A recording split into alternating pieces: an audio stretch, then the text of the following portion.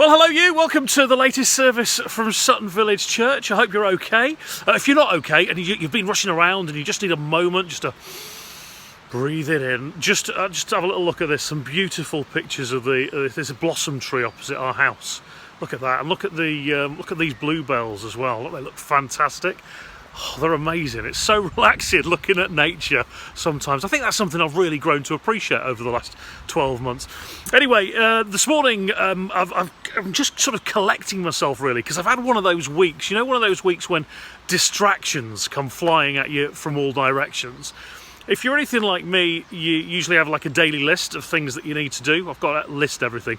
But before you get a chance to move on from item 1 to item 2, items 1A and 1B have popped up, and then the postman knocks on the door. Then you finally get 1A done and it's time for a brew, of course it is, or the phone rings, or your 10-year-old son comes in and ruins your train of thought completely.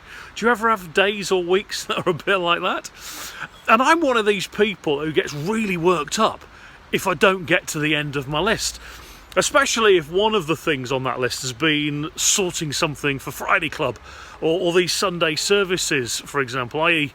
doing something focusing on God. I know it needs doing, but I tend to get all the other stuff done first.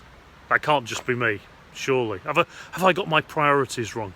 I'm often quite jealous of people in biblical times. Some of the main characters in the Bible They always come across as being holier than thou, don't they? They spend days and days locked in prayer, or marching round city walls, or travelling from one country to another, spreading the good news. I mean, I know some of them had their distractions. I mean, especially the disciples, who were constantly being pulled this way and that. But imagine on top of all that, having to cope with, I don't know, the distraction of having to get the ironing done. Mobile phones ringing, constant emails pinging, must-watch TV that everyone's talking about, social media, cars that need washing, lawns that need mowing, 3 lanes of solid rush hour traffic to deal with on the road to Damascus. Never had any of that back then, did they? Would they still have had so much time to spend doing God's will? Who knows? But I do wonder if sometimes in my own life I need to flip my to-do list and put spending time doing God's work top.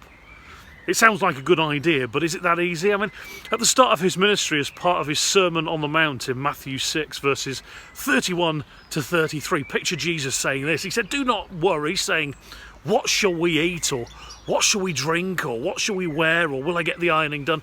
For the pagans run after all these things, and your heavenly Father knows that you need them. But seek first his kingdom and his righteousness, and all these things will be given to you as well."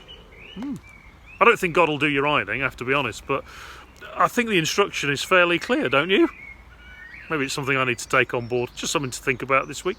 Right, we'll get stuck into this morning's service in just a moment, but first, let's sing together.